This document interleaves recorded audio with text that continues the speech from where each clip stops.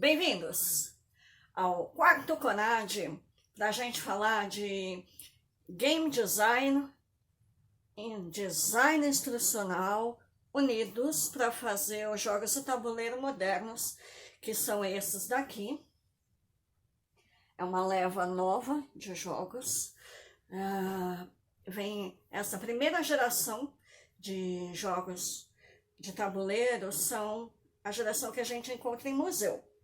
Jogos bem antigos, jogos de xadrez, de mais de 1000 anos, jogos egípcios, Semê, o Mancala, que está em diversas regiões da África, jogo da onça aqui no Brasil, jogos que você vai achar em museu.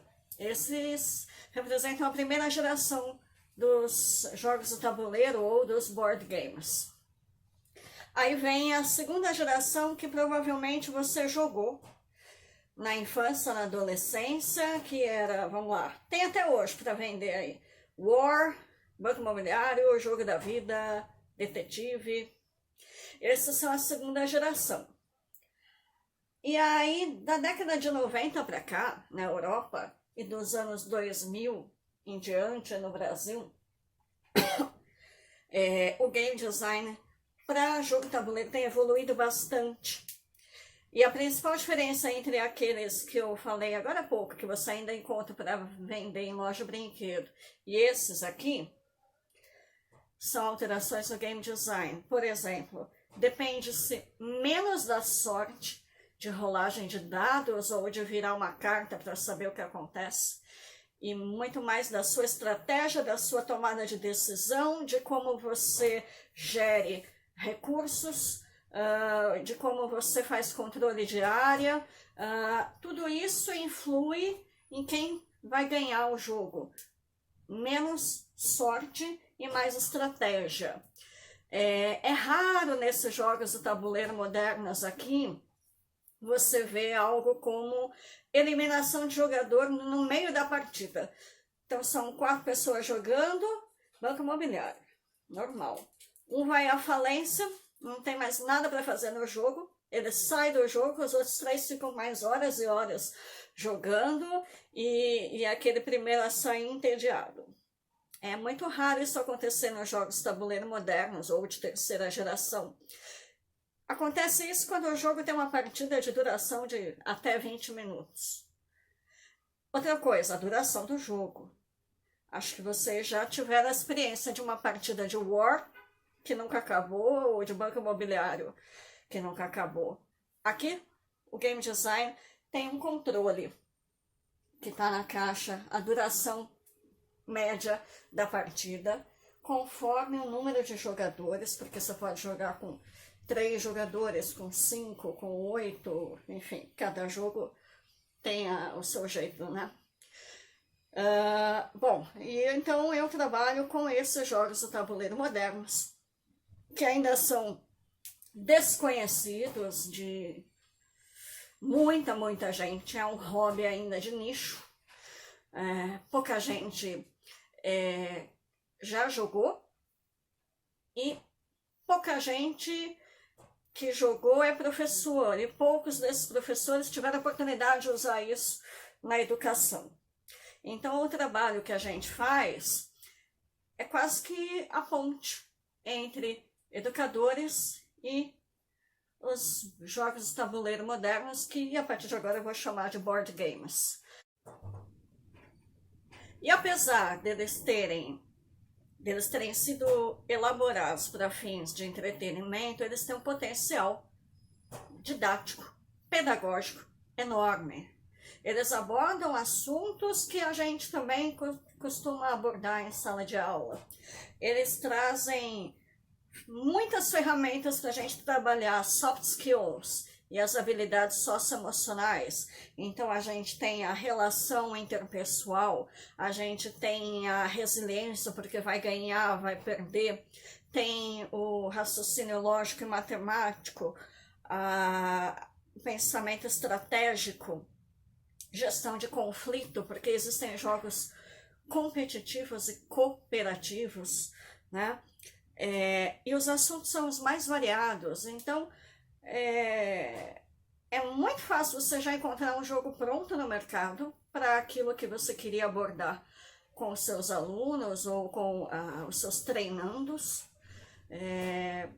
Tem muito jogo sendo lançado todo mês no mundo inteiro e aqui no Brasil com versões em português também.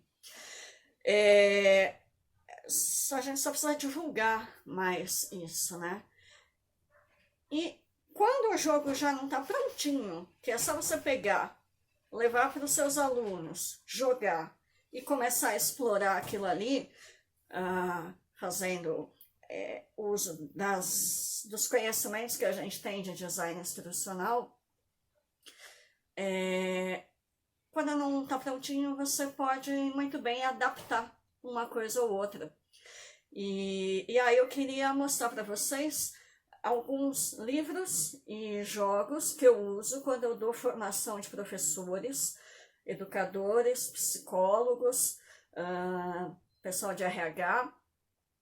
Eu vou mostrar um pouquinho do que eu uso, vai ser bem sucinto, e depois eu vou pegar um desses jogos e vou descer em detalhes para vocês terem uma ideia melhor de como usar o jogo tabuleiro moderno em prol de uma aprendizagem lúdica, mais dinâmica, às vezes imperceptível, porque o aluno está ali querendo ganhar o jogo, pontuar bastante e nem percebe que está aprendendo, né?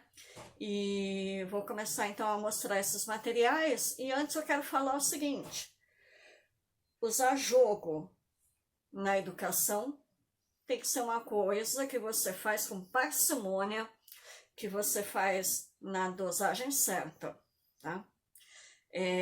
Eu defendo o uso desses jogos tabuleiro modernos porque eles são offline, eles não dependem de internet, computador, celular.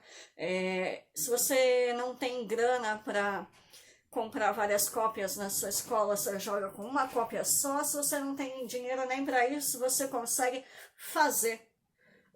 reproduzir o jogo tabuleiro usando material reciclável, cartolina, e você pode convidar os alunos nessa produção,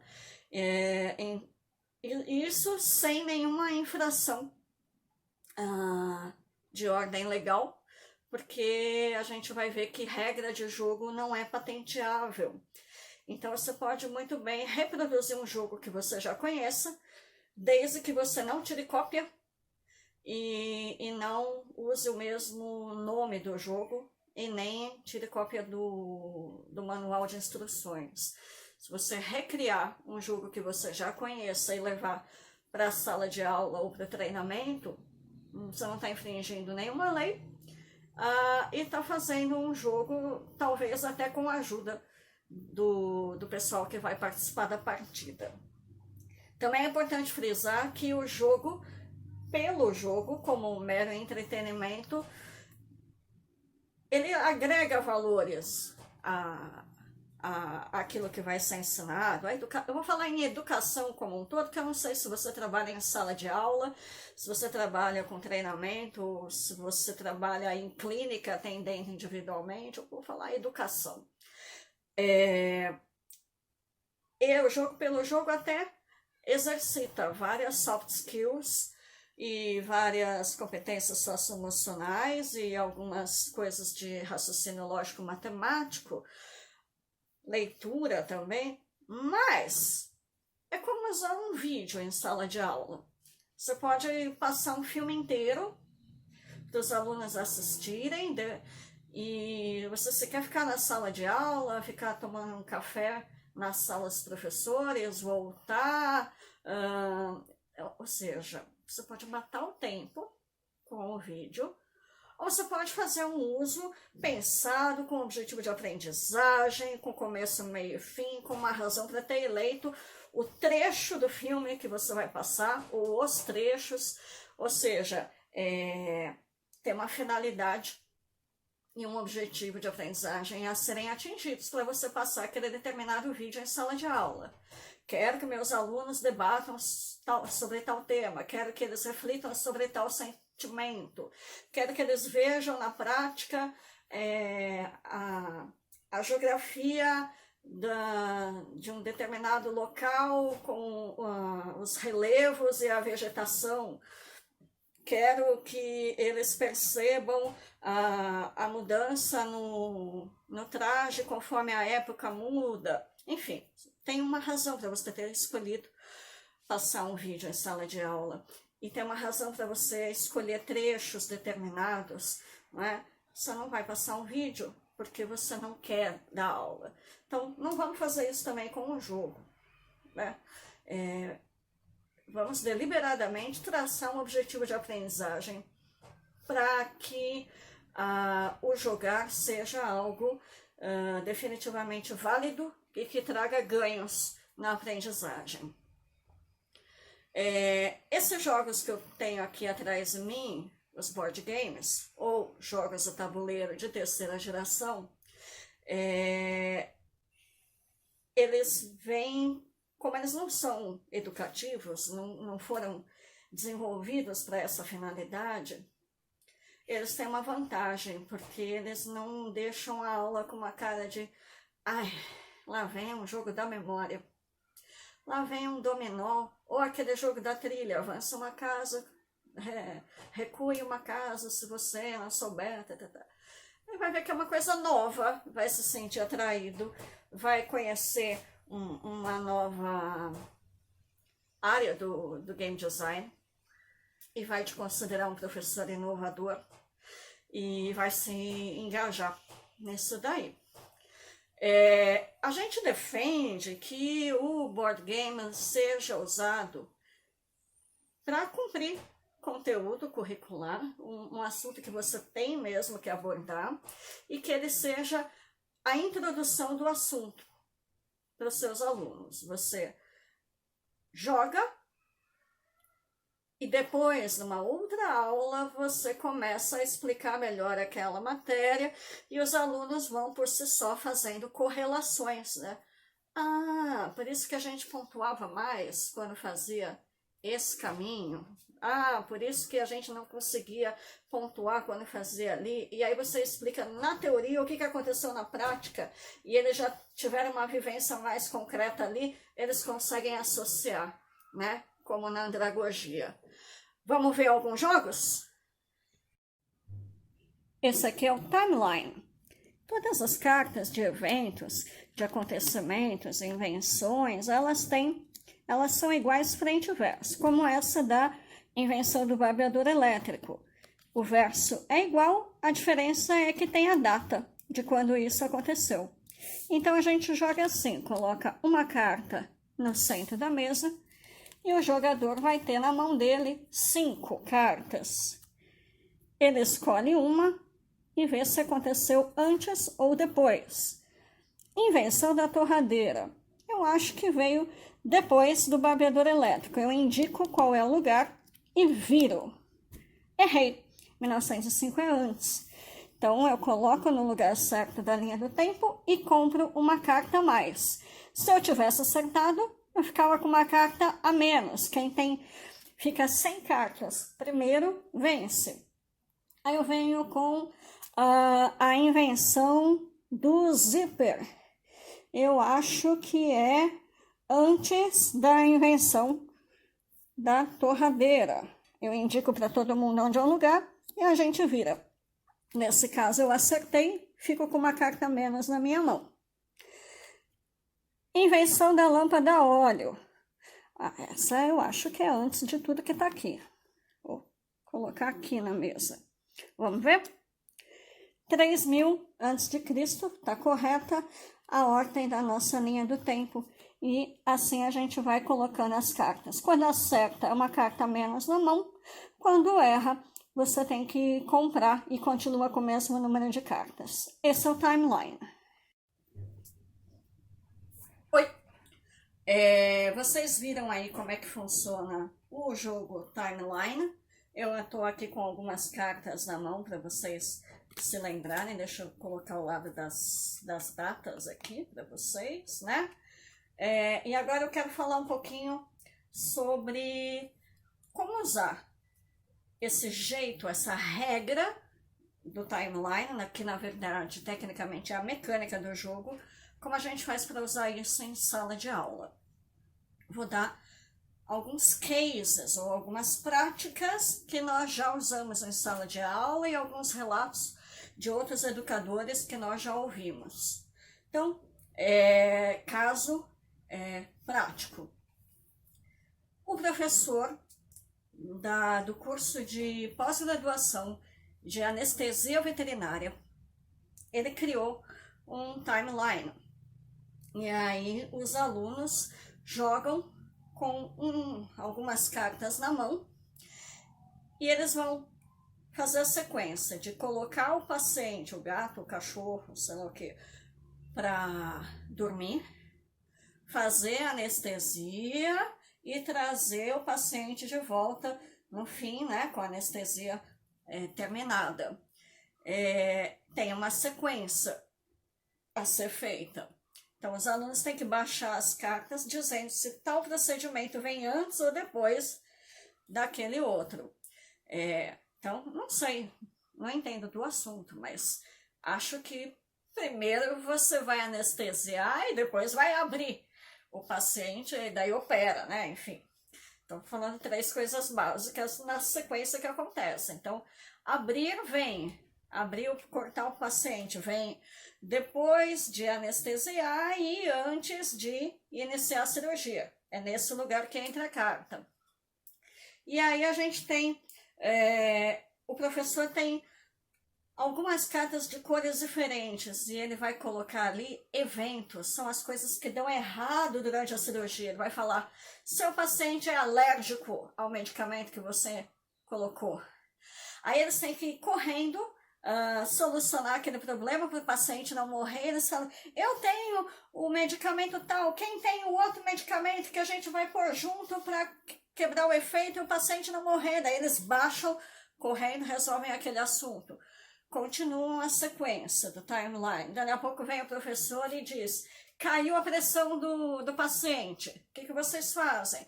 Aí eles juntam o que eles precisam rapidamente, igual a emergência médica mesmo, para salvar o paciente e o jogo continua.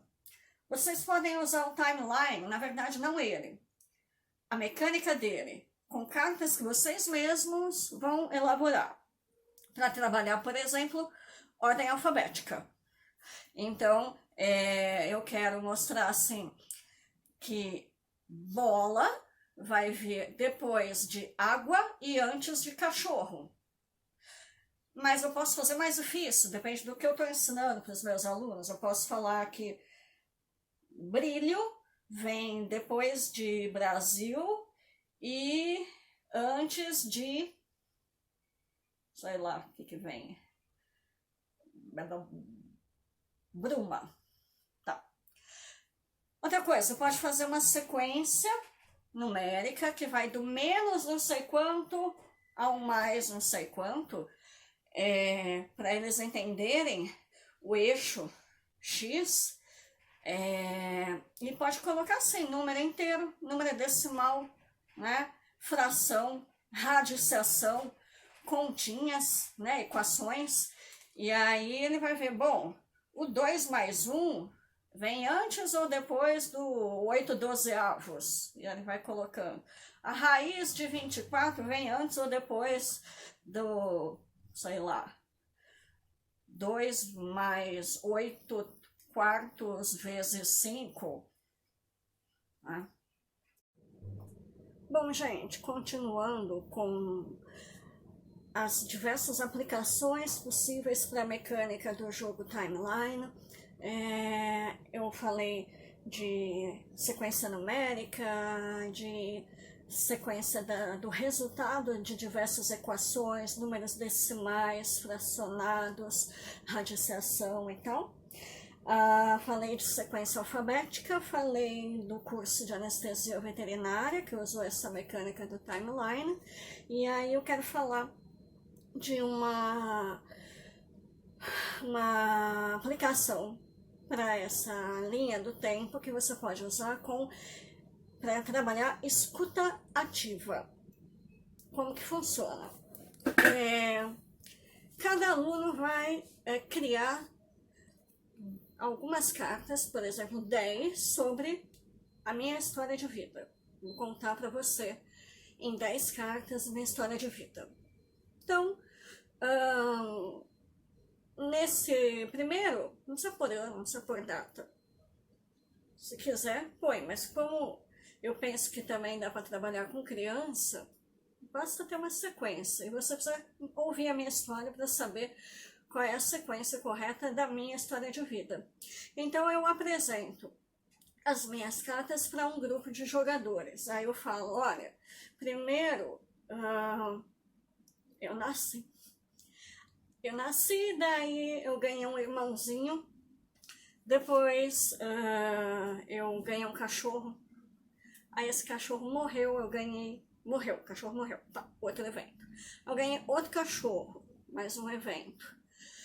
Aí eu mudei de escola, daí meu pai foi embora de casa, depois eu mudei de escola de novo, e depois a minha mãe casou de novo. Pronto, essa é a minha história de vida. Eu embaralho, distribuo um pouco de cartas para cada um dos jogadores e eles vão ter que acertar a minha linha do tempo. Então, ganhar cachorro veio depois de ganhar um irmãozinho e antes de mudar de escola. E eu não vou jogar dessa vez, eu vou ser juiz. Vou ver se está tudo certinho, né? E assim com todos os envolvidos nessa partida, cada um vai contar a sua história de vida. Acho uma atividade muito salutar, importante. E mais um exemplo para você usar o timeline na educação é a história de alguma coisa. História da cidade que você está, história da empresa onde vocês estão, história do bairro, e colocar fatos históricos. Quem pesquisa?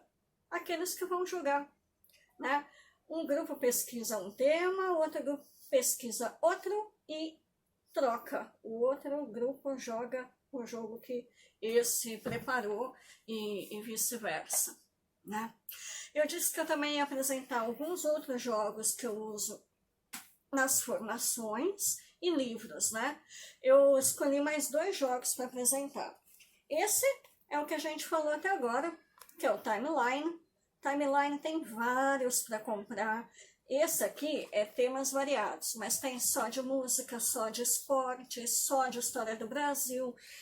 E fora esses todos que você vai poder inventar, desde que você dê um nome diferente e que você não tire cópia de nada e nem do texto do manual de instrução, certo? Bom, eu apresento para vocês Hanabi. Hanabi é um jogo do Antoine Bozat, ele é cooperativo. É um jogo de carta, todo mundo tem cartas na mão, mas ninguém enxerga as próprias cartas. Eu seguro as minhas cartas dessa forma. Você que tá aí, você sabe que eu tenho na minha mão. Eu tô vendo assim, ó, dorso da carta. Então, todo mundo sabe o que eu tenho, menos eu. Eu sei o que todo mundo tem, mas cada qual não sabe o que tem na sua própria mão. A gente tem que se ajudar para que a pessoa saiba o que vai baixar, porque a gente baixa um jogo único numa determinada sequência de números e de cores.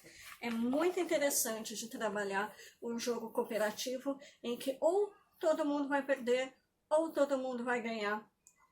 E aí tem que necessariamente trabalhar em equipe, resolver os conflitos que surgem, e, enfim, dividir tarefas e tal. Outro jogo cooperativo que eu escolhi para indicar é Ilha Proibida. Nós somos aventureiros, nós temos que resgatar artefatos e nos reunirmos todos num mesmo lugar para dali fugir de helicóptero, sendo que tudo isso acontece numa ilha que está afundando. E então cada vez a gente tem menos terreno onde dá para andar e menos possibilidades de conseguir os artefatos. Então a gente tem que agir combinando entre si, né, para que a gente consiga a missão como um todo, e cada um tem a sua participação. Nos livros, eu vou pegar a leitura obrigatória para quem trabalha com jogos, Johann Huizinga, Homo Ludens. É um livro de sociologia, tem um pouco de filosofia, ele aborda os jogos em diferentes óticas.